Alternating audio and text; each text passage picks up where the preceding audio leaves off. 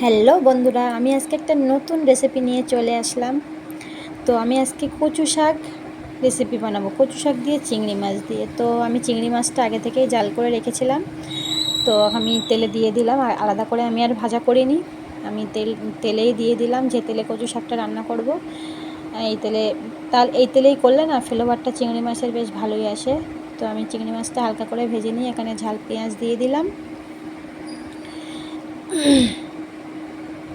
কচু শাকটা সিদ্ধ করে নিয়েছি আমি। তো ঝাল পেঁয়াজটা হালকা করে ভাজা করে নিয়ে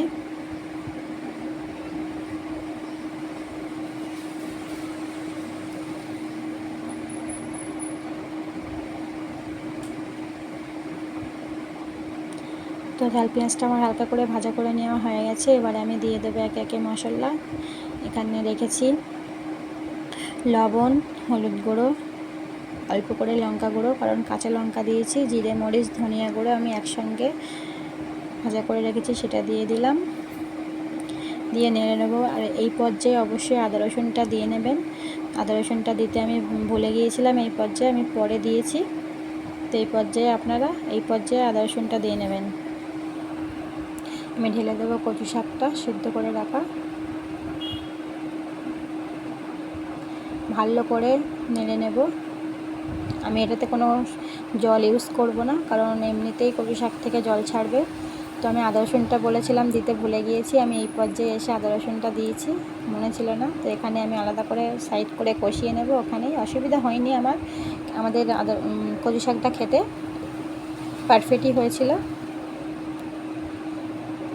সাইড করে আমি আদা রসুনে অল্প করে জল দিয়ে গন্ধটা মেরে নেব। দিয়ে লাস্টে আমি ভালো করে মিশিয়ে নেব। মিশিয়ে নিলাম।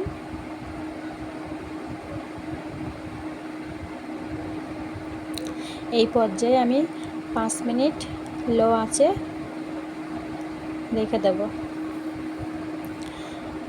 5 মিনিট পরে ঢাকনা খুললাম। ঠিক এমন হয়েছে, খুব সুন্দর হয়েছে দেখতে, খুব লোভনীয় লাগছে। আর দেখতেই পাচ্ছ একদম সফট হয়ে গেছে, গলে গেছে। আমি কোনো জল ইউজ করিনি কোনো এই রান্নাতে।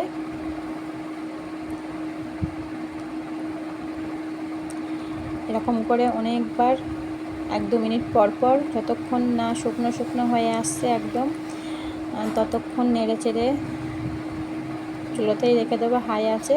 আর আমি এই পর্যায়ে একটু চিনি দিয়ে দিলাম 1 চামচ। তো আমার একটু মিষ্টি খেতে ভালো লাগে, আপনারা চাইলে স্কিপ করতে পারেন, যারা মিষ্টি পছন্দ করেন না।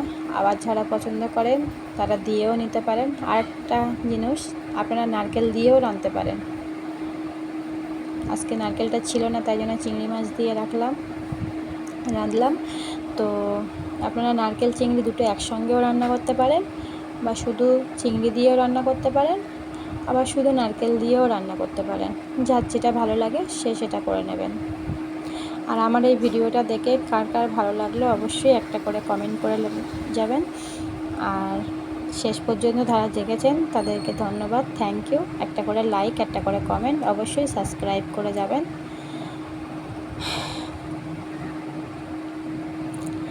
আমার কচু শাকটা শুকনো হয়ে এসছে, আমি এবার নামিয়ে দেব। খুব সুন্দর হয়েছিল খেতে, আপনারা এইভাবে বানাতে পারেন।